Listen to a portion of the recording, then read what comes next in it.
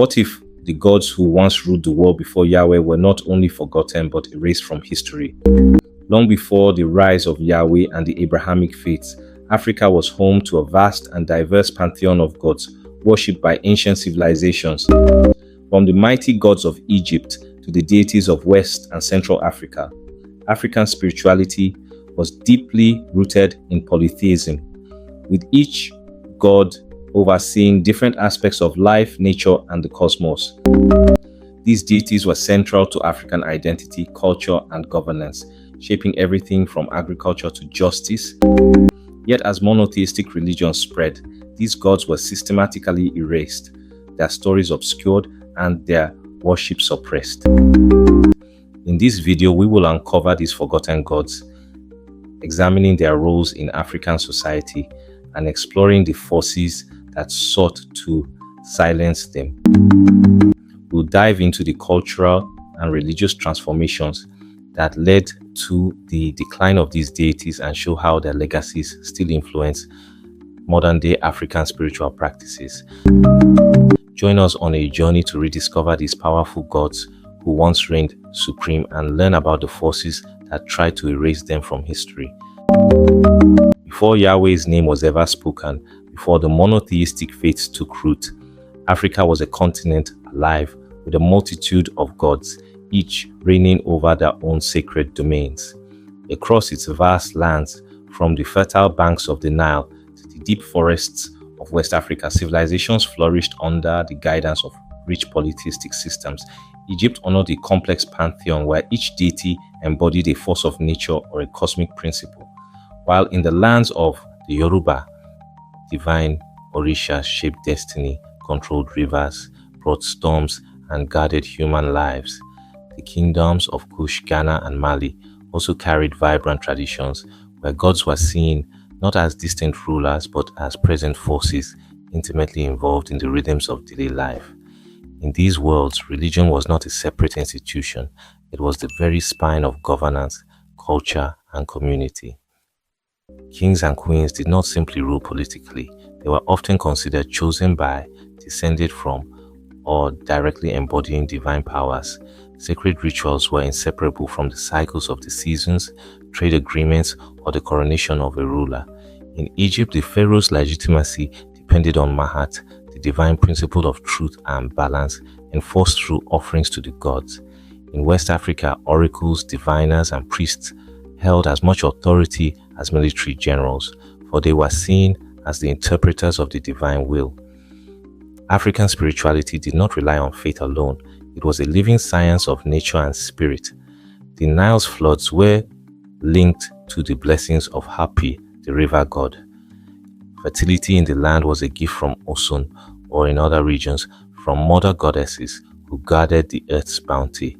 Each harvest, each victory in war, and each birth was bound to divine favor, and every misfortune was understood through the lens of spiritual imbalance.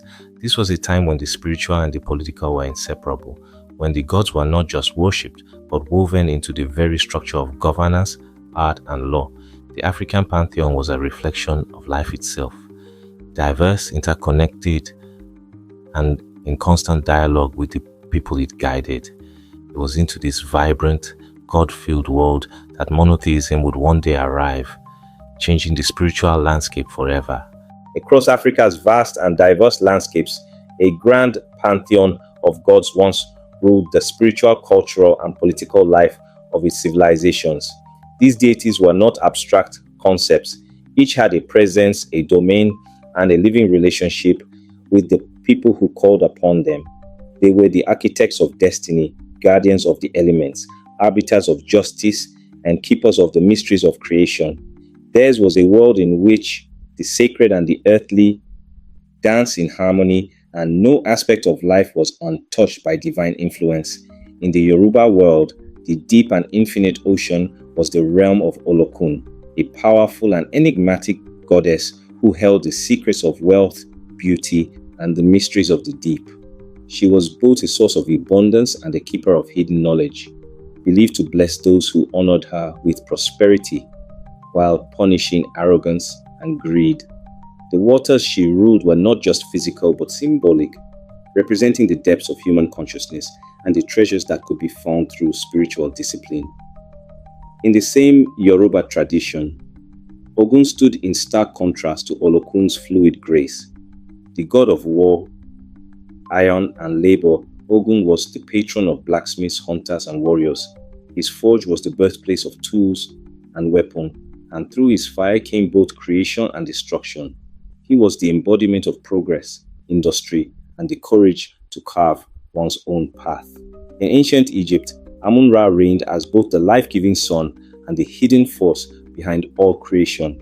Amun, once a local god of Thebes, rose to national prominence and merged with Ra, the solar deity, to become the supreme god of the Egyptian pantheon. As Amun-Ra, he was both the visible light that nourished the land and the unseen breath of life that sustained the universe. Similarly, Ra alone, worshipped for thousands of years, was the sun god whose journey across the sky marked the passage of time and whose nightly battle against chaos ensured the world's stability. For the Egyptians, Ra was the ultimate ruler, the eternal witness to human deeds, and the protector of Ma'at, the divine order. The Yoruba also revered Shango, a god of thunder, lightning, and justice. His power was swift, his judgment final, and his presence announced by the crack of storms. Shango represented the fierce and righteous side of leadership, a reminder that power was a gift to be wielded with fairness, or it would be taken away. He was a patron of kings, dancers, and orators, his energy inspiring both celebration and fear. Farther west, among the Fon people of present-day Benin, the dual deity Mawu-Lisa stood as the supreme creator. Mawu, the moon goddess, embodied compassion, rest, and fertility, while Lisa, the sun god, represented strength, work, and vitality. Together, they balanced the rhythms of existence, ensuring that creation was neither too harsh nor too gentle. In their union, the Fon saw the blueprint of harmony between the masculine and feminine, light and darkness, action and stillness. These gods were not distant entities, they ruled over tangible realities. Olokun decided the fortune of fishing expeditions and the prosperity of markets. Ogun influenced the success of wars, the durability of tools, and the safety of roads. Amun-Ra and Ra governed the Nile cycle, the fertility of the fields, and the triumph of Egypt's rulers.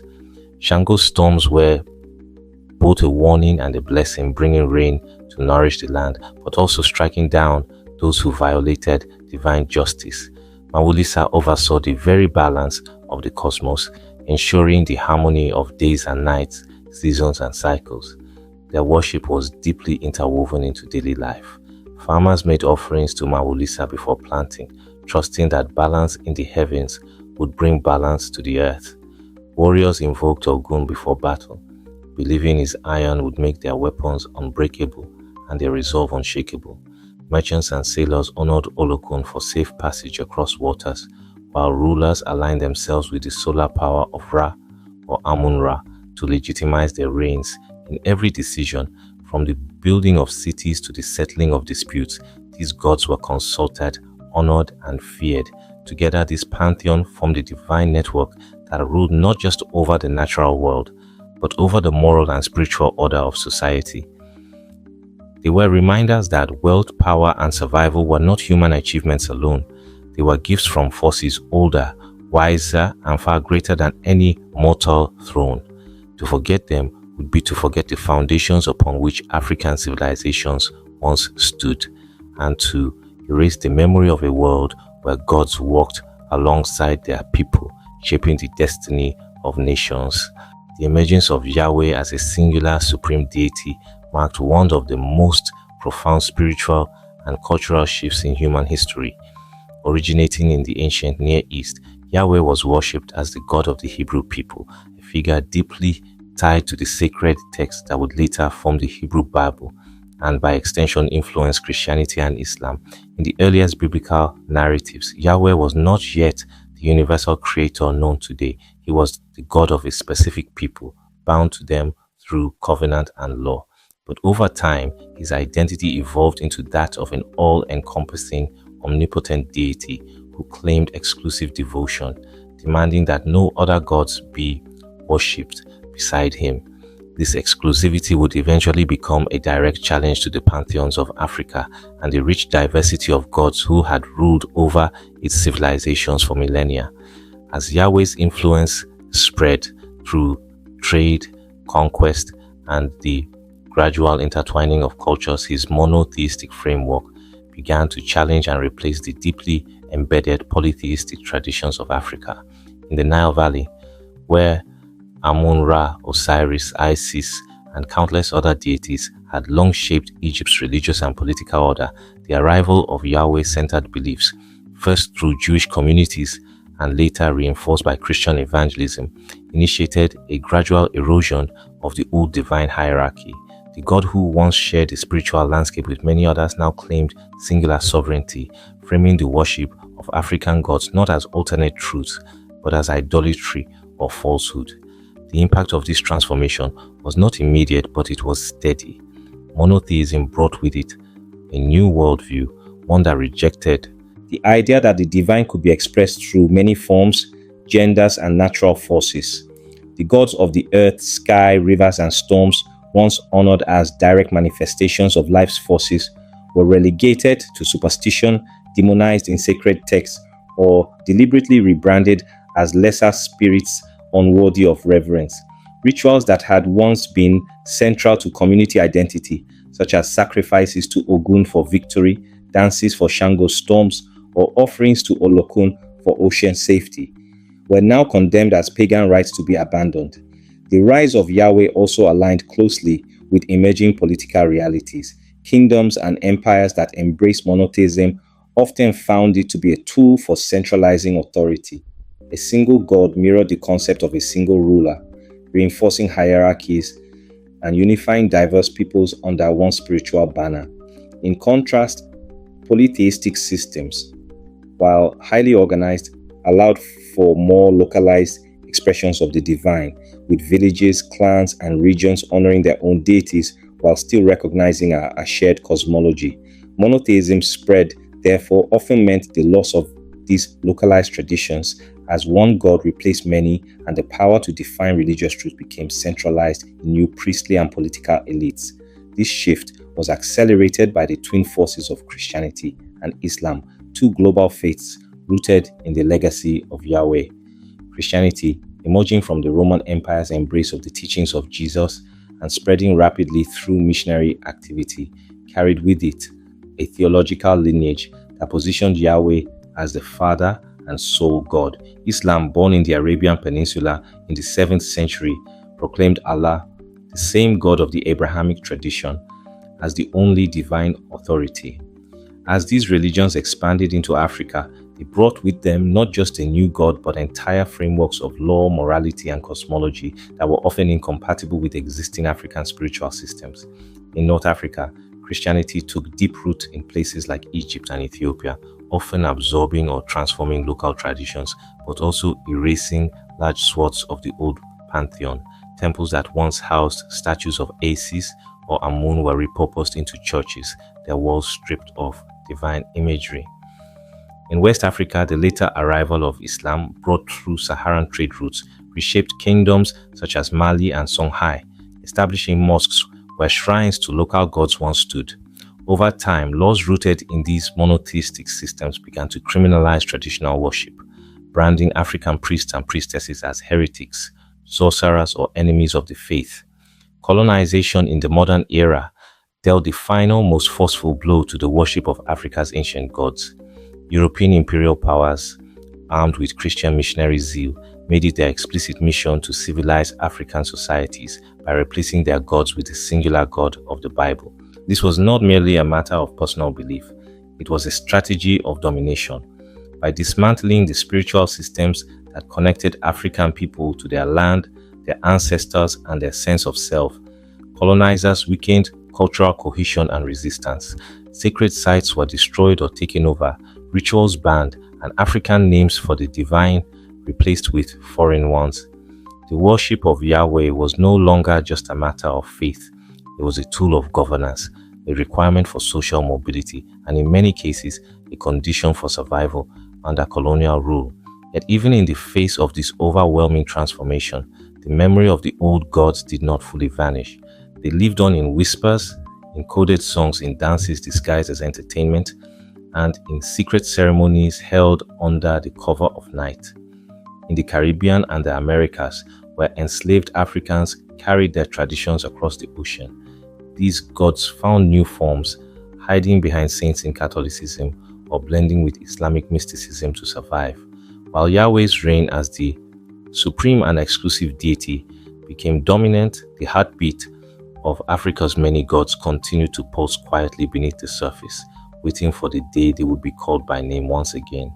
This was the true complexity of the rise of Yahweh in Africa.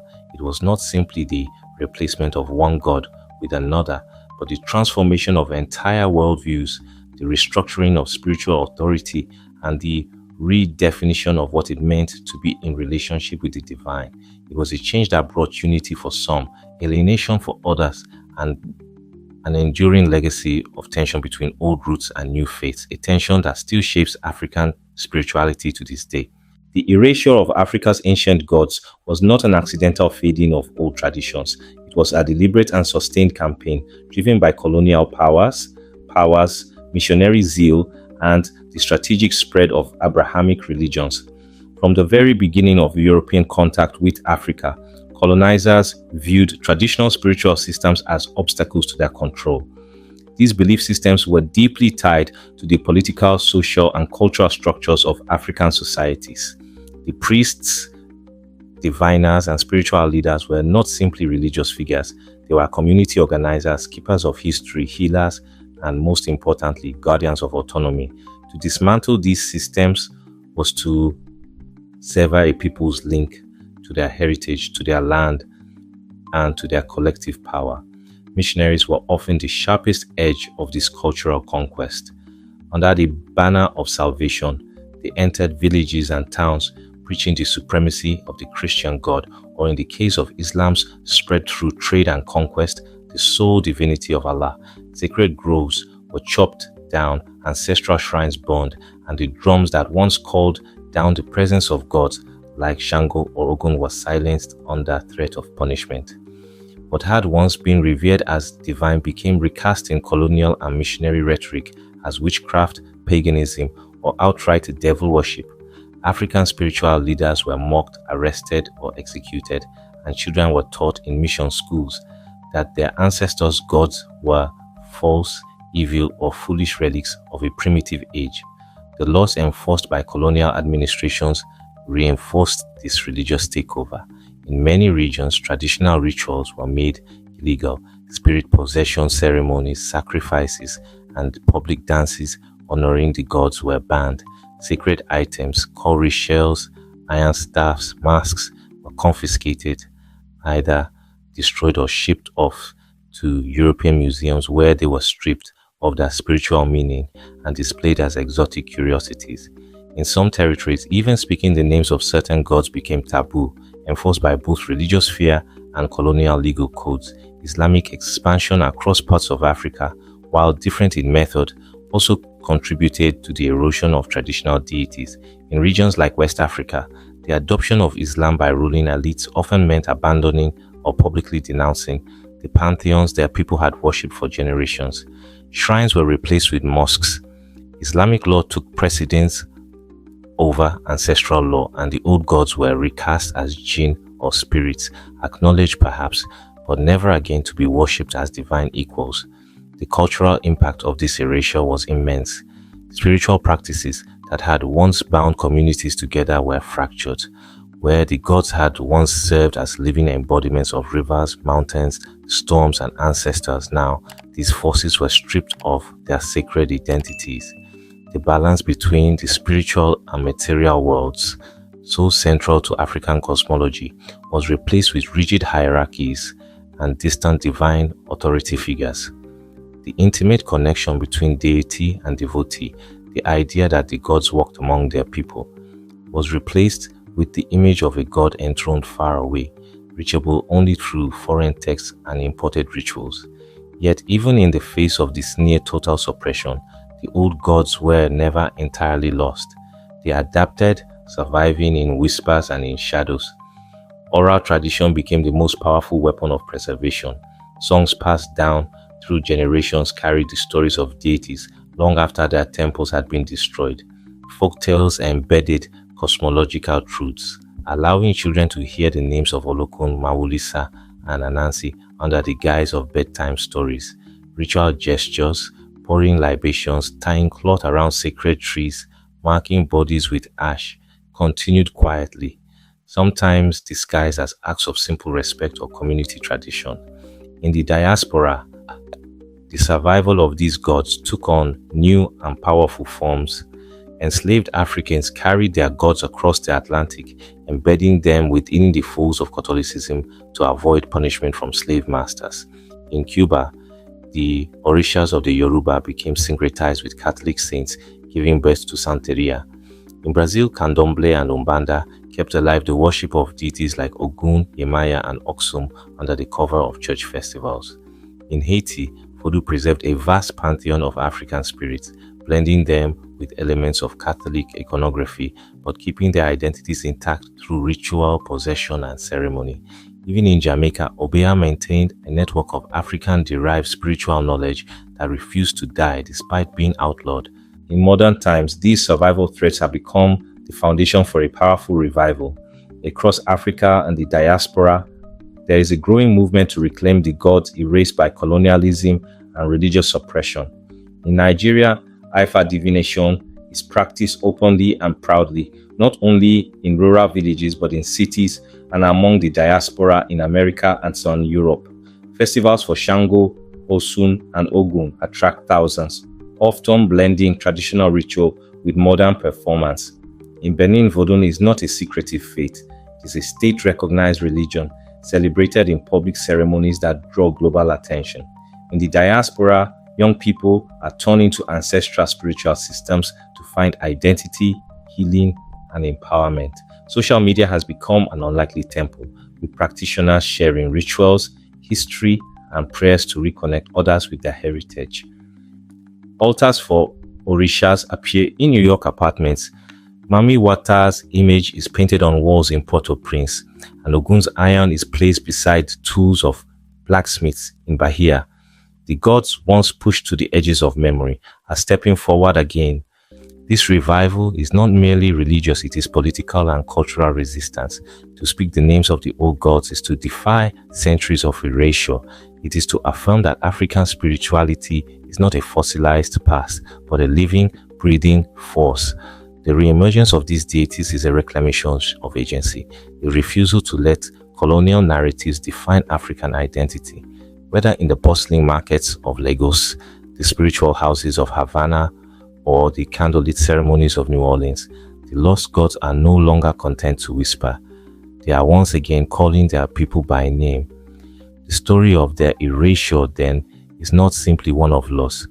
It is a testament to resilience, adaptation, and the enduring power of belief. No matter how deep the suppression, the spiritual heartbeat of Africa could not be silenced. It waited, hidden in stories, dances, and the blood memory of generations, until the day would come when the gods would rise from the shadows and reclaim their place in the sun. The legacy of Africa's lost gods is not confined to the pages of history. It breathes in the art, music, language, and philosophy of countless African and diasporic communities.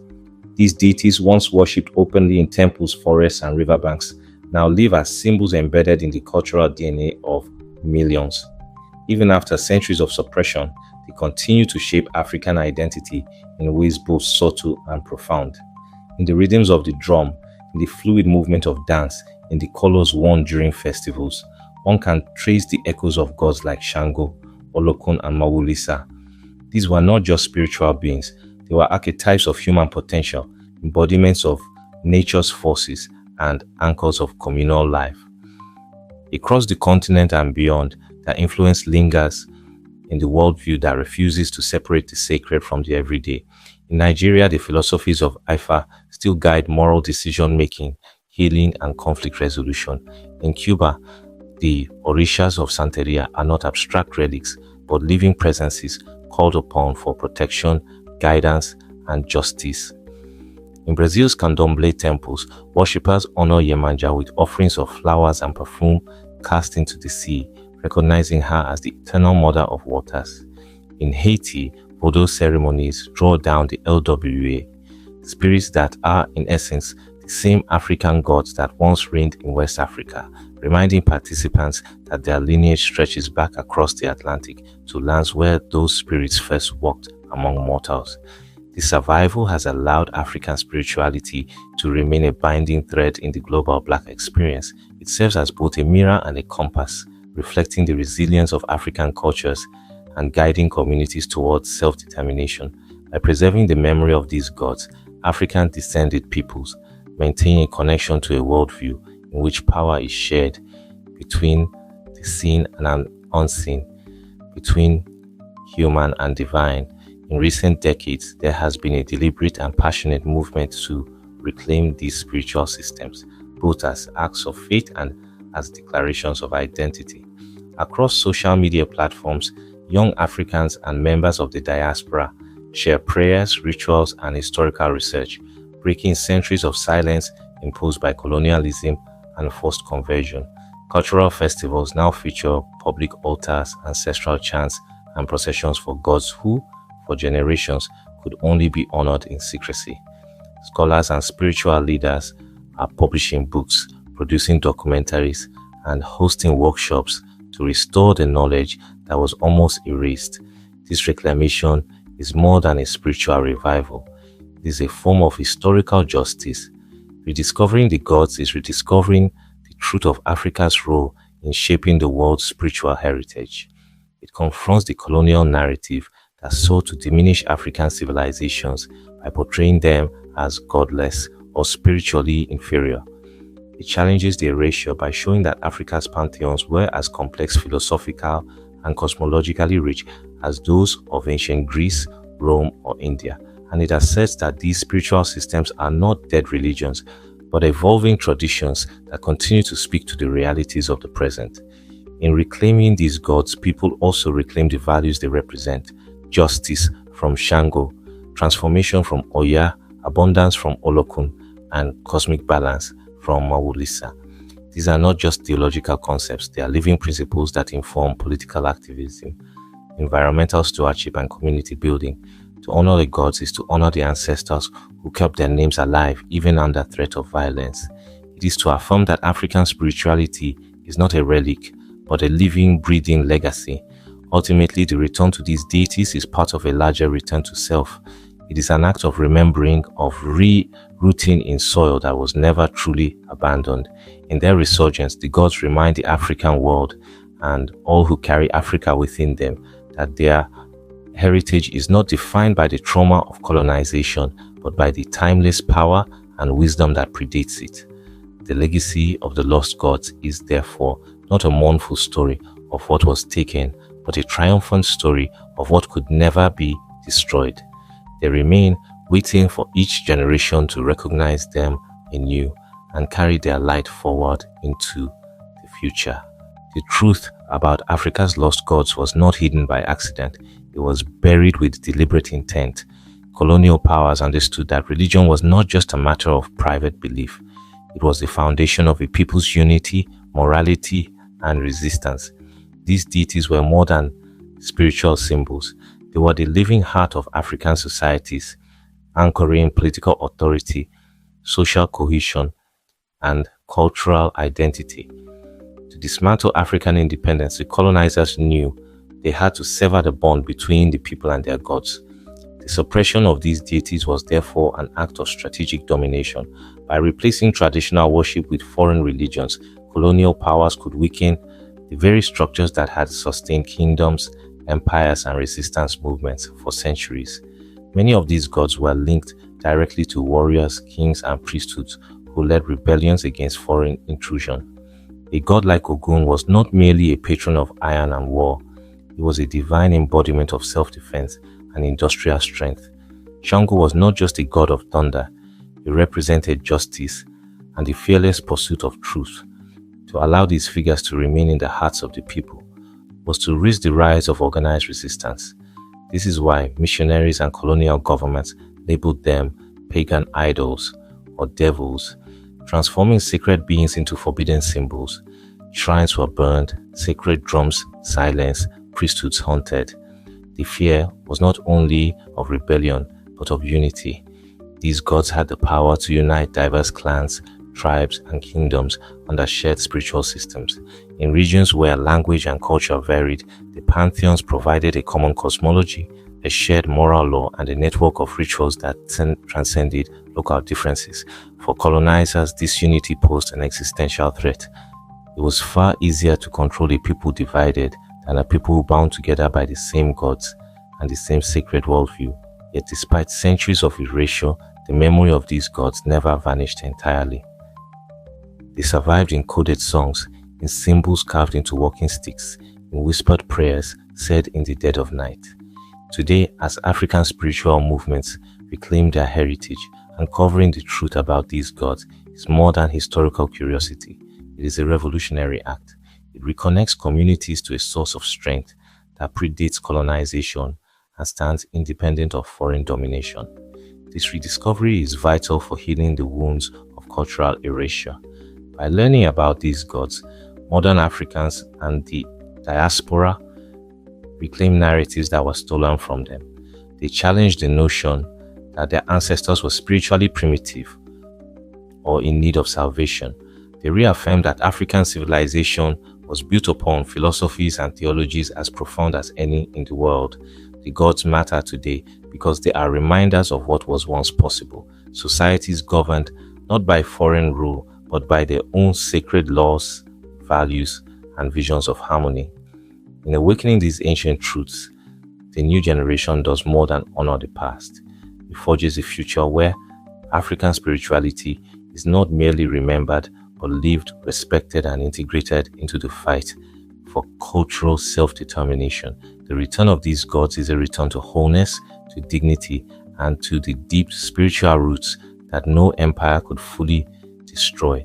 The story of Africa's lost gods is not just a tale of the past, it is a mirror reflecting both what was taken and what still lives within us. These deities, once at the center of kingdoms, villages, and the daily lives of millions, were systematically targeted for erasure. Colonial powers, foreign religions, and historical distortions worked together to strip them from the memory of the people. Yet despite suppression, they endured. In the songs of griots, in the veiled rituals of the diaspora, in the quiet whispers of prayers that never stopped being spoken. Their survival is a testament to the resilience of African spirituality and the unbreakable bond between the divine and the descendants of the land. Today we are witnessing their resurgence, from the shores of West Africa to the streets of Bahia, from the mountains of Haiti to the heart of New York. The old gods are being called by name once more. Modern practitioners are restoring the shrines, retelling the myths, and living the rituals that reconnect them to an unbroken spiritual lineage. In reclaiming these traditions, they are also reclaiming identity, dignity, and the truth of their history. The revival is not merely about worship. It is about self-knowledge, cultural survival, and resistance against the forces that once sought to erase an entire worldview. So I invite you, as you hear these names and these stories, to go deeper. Study your ancestors' beliefs, read their myths, learn the meanings behind their symbols, reconnect with the forces that shaped civilizations long before foreign powers and foreign gods arrived. These deities are not simply relics of history, they are guides, protectors, and reminders that African civilization was, and still is, a wellspring of wisdom. And so I leave you with this truth. The lost gods are not just forgotten deities, they are a key to understanding who we are and where we come from. If you choose to remember them, you choose to remember yourself. May the Creator and the divine guardians of your lineage bless your path. May your ancestors guide your steps with clarity, courage, and peace. May the spirits of the land, the waters, and the sky protect you and your family in every season. I thank you for walking with me through this journey into our sacred memory, and I honor your presence here.